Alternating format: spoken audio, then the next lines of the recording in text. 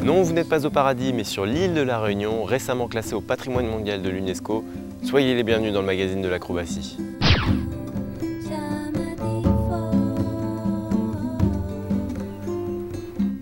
Je me trouve sur la coulée de lave de 2004, derrière moi, un petit peu plus loin, le Piton de la Fournaise, toujours en activité.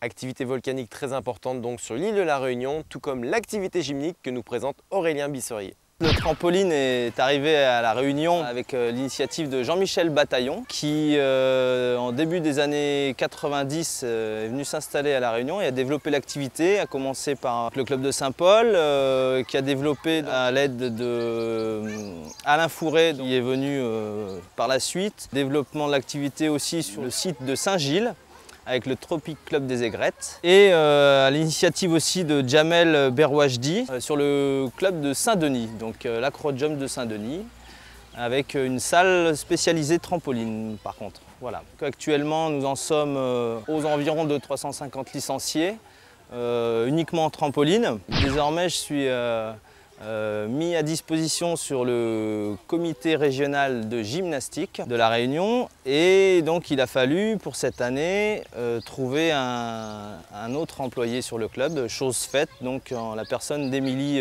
Maisonnet qui doit actuellement intervenir derrière moi.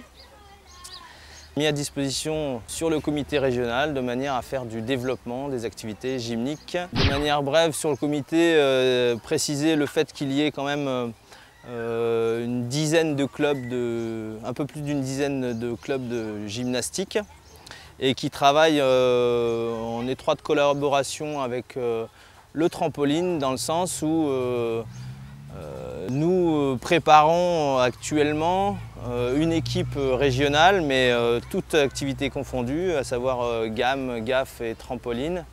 Visant à préparer les championnats interrégionaux qui devraient avoir lieu l'année prochaine. Voilà. Mais la chose sympa donc, est surtout liée au fait que voilà, il y a une interrelation des compétences, qu'elles soient au niveau de la gamme gaffe et du trampoline. Voilà. Le t-shirt que je porte ne se trouve qu'ici, dans le cirque de Mafate, emblématique de l'île de la Réunion, un cirque coupé du monde sans aucune route. L'île de la Réunion, on l'a dit, classée au patrimoine mondial de l'UNESCO et où a trouvé refuge il y a 3 ans maintenant le trampoliniste Ali Bouraï qui fut l'un des 12 premiers à avoir participé à la grande épopée olympique. C'était il y a 10 ans à Sydney. Bon en fait, comment on en est venu à entrer en équipe d'Algérie avec Jamel, j'ai rencontré Karim Kirouani à la Coupe du Monde 98 quand on faisait des spectacles d'ouverture, la Coupe du Monde de football. Et là, il m'a mis en contact avec l'équipe d'Algérie. Et on a enchaîné sur les compétitions internationales avec Porto au Portugal d'abord où ça a marché. Et on a directement enchaîné sur les championnats du monde en 99 à Sun City. Donc tout est allé vraiment très très vite. Et puis on s'est retrouvés première compétition internationale au championnat du monde en 99 en Afrique du Sud. On a fait le programme 2 fois 20 touches. Les 10 premiers étaient sélectionnés pour les Jeux Olympiques. Et il y avait 2 wildcards, donc notre président de la fédération algérienne de gymnastique à l'époque a plaidé en notre faveur auprès des instances internationales de trampoline. Et un jour j'étais chez moi tranquille quand il y a un coup de fil d'Emmanuel Durand. Donc oui Manu, ça va, ouais, impeccable. Et là il m'apprend, parce qu'il était dans le comité, il m'apprend que voilà, j'étais le 12e à participer sous la wildcard en fait, du pays africain, à participer donc aux Jeux Olympiques. C'était une bonne nouvelle, une grande joie, et c'était parti pour 1 an après de préparation intensive, quoi. Arrive Sydney, donc alors là c'est le départ depuis l'Algérie, donc on retrouve toutes les équipes de tous les sports algériennes et on prend l'avion direction Sydney et on arrive le 2 octobre, village olympique. Quand même, le premier approche, c'était assez impressionnant. On est les rois, quoi. On est accueillis de partout. On vous installe chez vous, le village olympique, vous êtes au milieu de toutes les stars. On se balade, on rencontre Maurice Green, on mange à côté de Yann Torp, on prend le bus avec Alexei Nemov, ouais. On va dire que je fais ma musculation à côté de Gustavo Kuerten. C'est assez bizarre, quoi. Ça fait une sensation un peu bizarre d'être là en plein milieu, d'être balancé là-dedans. Donc les Olympiques, pour moi, c'était plus une joie et un honneur d'y être que que de chercher la performance à proprement dit. C'était de faire les 20 touches, mais j'ai plus vécu ça comme un vrai petit gamin avec Jamel. Mais c'était quand même, ouais, ça restera le plus grand événement de ma vie encore à l'heure actuelle, quoi. C'est assez unique, quoi. La veille, avec Jean-Michel Bataillon, on était parti un petit peu tâter du terrain et on est allé voir la compétition féminine. Assez impressionnant quand même, 15 000 personnes dans le stade, là entre les passages. Un petit peu la boule au ventre quand même, on va dire, parce qu'on se dit que le lendemain, on va être au milieu de tout ça, quoi. Donc voilà, arrive donc la consécration de la reine des reines, Irina Karavayeva. Ça devait être elle. Il y a eu un dur combat avec Anna Dogonadze. Malheureusement, Anna était légèrement malade, donc elle n'était pas en position de tous ses moyens, donc elle a chuté en finale et Karavayeva est passée en tête. Alors qu'avant les finales, c'était Anna qui était en tête. Donc voilà, la reine qui a été consacrée, on rentre tranquillement à l'hôtel, une bonne nuit de sommeil pour préparer la compétition, où le lendemain, on avait seulement un entraînement dans la salle de compétition. On a eu l'honneur d'avoir la visite de monsieur Georges Nissen qui est venu faire un plan tournage avec les athlètes. Voilà, et puis après arrive la compétition. Un très grand moment, je me rappellerai vraiment toujours des 12 trampolinistes ensemble pour cet événement, quoi, en fait.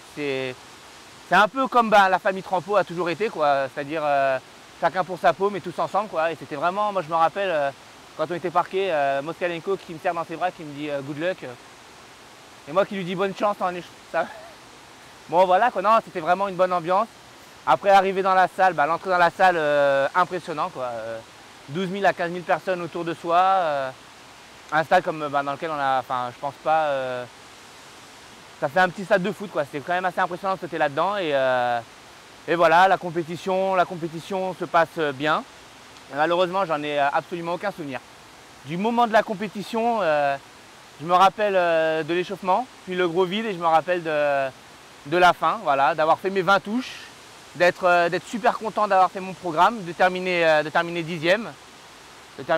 Voilà, d'être là avec tout le monde, et après de remonter en tribune et d'attendre patiemment que Alexandre Moskalenko, le boss, nous fasse une petite démonstration et soit titré comme le premier champion olympique du trampoline. Vous avez été très nombreux à suivre le mondial de Metz sur Acrobatic Sports TV. Retour sur ce fabuleux événement.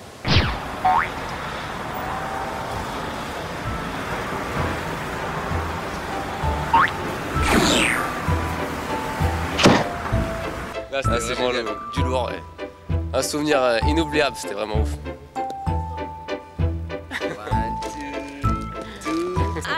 I can get the medal, so just.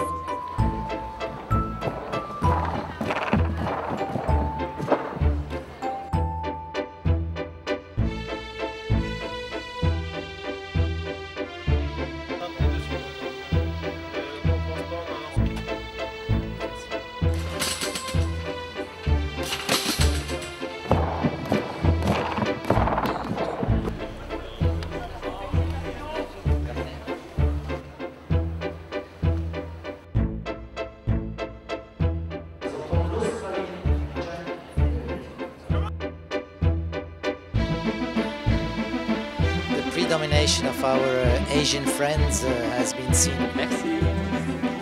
Merci beaucoup. Merci beaucoup. Avec plusieurs centaines de licenciés, le club de gymnastique du Port est l'un des plus dynamiques de l'île. Il a d'ailleurs fêté ses 30 ans le mois dernier. Reportage. C'est en présence d'une partie des équipes de France de gymnastique acrobatique et d'aérobic, mais aussi de gymnastes du Centre national de Shanghai, que le club du Port a fêté ses 3 décennies d'existence. Venu en nombre, le public a ainsi pu assister notamment aux démonstrations de Julien Chaninet et Aurélie Joly, vice-champion du monde d'aérobic, ou encore de l'équipe de France de gymnastique acrobatique. Pour l'occasion, le gala a été présenté par l'ancien champion du monde de trampoline, Lionel Pioline. Une belle réussite globale avec de la gym de partout, la gamme, la gaffe, les accros qu'on fait un carton et puis l'aérobic. Voilà, une belle fête de l'acrobatie et puis un temps merveilleux, des belles plages, du soleil et des gens charmants qui nous ont accueillis. Nous sommes très contents d'avoir participé donc à cette démonstration sur l'île de la Réunion pour les 30 ans du club du Port, mais également d'avoir pu découvrir cette île magnifique, paradisiaque. Et chaque instant ici est un vrai régal. Et il était important de marquer cette date parce que 30 ans, c'est l'âge mûr, c'est l'âge où on prend des responsabilités et de nouvelles orientations. En cette fin d'année, Acrobatic Sport vous propose un moment de détente en hommage aux demoiselles du circuit international en trampoline et tumbling.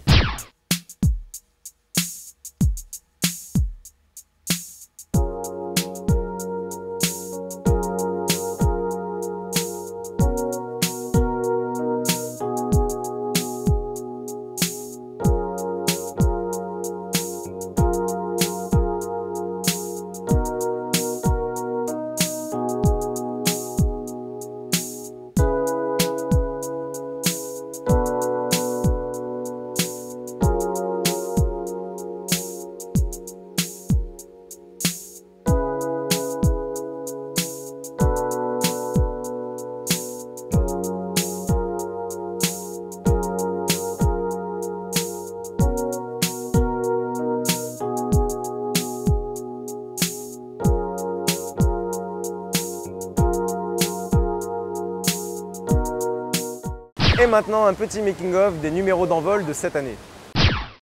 Nous sommes sur la vodka, c'est parti. Bienvenue en Russie pour la 8e étape du circuit Coupe du Monde. Non, c'est merdique. Bienvenue en Russie pour le 8e épisode d'Envol. Nous sommes ici pour suivre la 5e étape du circuit Coupe du Monde de trampoline et de tumbling. Nous sommes sur la vodka, c'est magnifique, c'est parti. Rendez-vous le mois prochain et d'ici là, c'était pas mal. Et rendez-vous le mois, pas le mois prochain, à la prochaine, Rendez-vous. Attends, faut que je suis pas dans ma tête, c'est bugué là. Bonjour et bienvenue dans Envol, le magazine de l'acrobatie. Nous sommes en Suisse Nous sommes ce mois-ci en Suisse pour suivre la 2e étape du circuit Coupe du Monde de trampoline. Mais avant d'y aller, nous rendrons hommage. Nous sommes à Albacete, où vient ce... Ah oui. Puis je dis bienvenido. Bonjour à tous, ou hola et bienvenido, comme l'on dit en espagnol, puisque nous nous trouvons actuellement à Albacete. C'est pas mal celle-là. Ouais, mais à la limite l'entretien est en trop. On s'en fout, arrête. Celle-là, je la sens bien. Oh, putain, celle-là. Voyons ensemble le calendrier des événements sportifs trampolinistiques, des événements acrobatiques 2010. Voilà. Il est désormais connu, voyons le calendrier acrobatique 2011 français. Le calendrier français acrobatique 2011. Et précisons que le fils de Paul Luxon, Denis... continue. C'est énorme mec, c'est énorme, mais faut... Ah, concentré. J'ai le temps. Et précisons que le fils de Paul Luxon, Denis, est en équipe d'Allemagne de trampoline et notre commentateur des Coupes du Monde en allemand. Donc vous le retrouvez la semaine prochaine pour la Coupe du Monde de Wrocław. Il commentera avec Henrik Stelik, notre ami, l'ancien champion du monde de trampoline. Merci de nous avoir suivis ce numéro 6 d'Envol. Voilà. Passez un bon été. Mais je sais pas quoi dire. Merci de nous avoir suivis, voilà, je suis en bonne compagnie et j'espère que vous avez passé un très bon été. À bientôt. À bientôt, au revoir. Ciao. Je sais pas comment tu dis au revoir, de toute façon c'est complètement con. C'est pas grave, c'est bon, ça fera de l'audimat. Et maintenant, les brèves de l'actualité. Le champion du monde de trampoline Dong Dong a remporté chez lui en Chine les 16e Jeux asiatiques. Il devance son coéquipier et ami Tu Xiao, avec lequel il a remporté le titre mondial en trampoline synchronisé à Metz il y a quelques semaines. Chez les dames, la chinoise championne du monde 2009 Wang Shanshan conserve son titre continental en battant sa compatriote championne olympique Ewena. Sevran a accueilli ce mois-ci le 9e championnat de France division nationale de trampoline et de tumbling.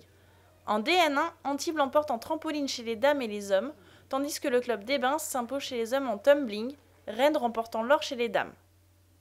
En DN2, les tumblers isérois s'imposent également, tandis que Ronchin gagne chez les dames. Victoire des Stéphanois et des Sénoises en trampoline. Grièvement blessé à la cheville lors des coupes nationales en mars, le tumbler Morgan Sauton a repris l'entraînement ce mois-ci, illustration d'une volonté hors norme à la hauteur du talent et de la force morale du tumbler des Clés-sous-Bois. Merci de nous avoir été fidèles tout au long de nos périples aux 4 coins du monde. Passez de très bonnes fêtes de fin d'année et rendez-vous en 2011 pour de nouvelles aventures. À bientôt.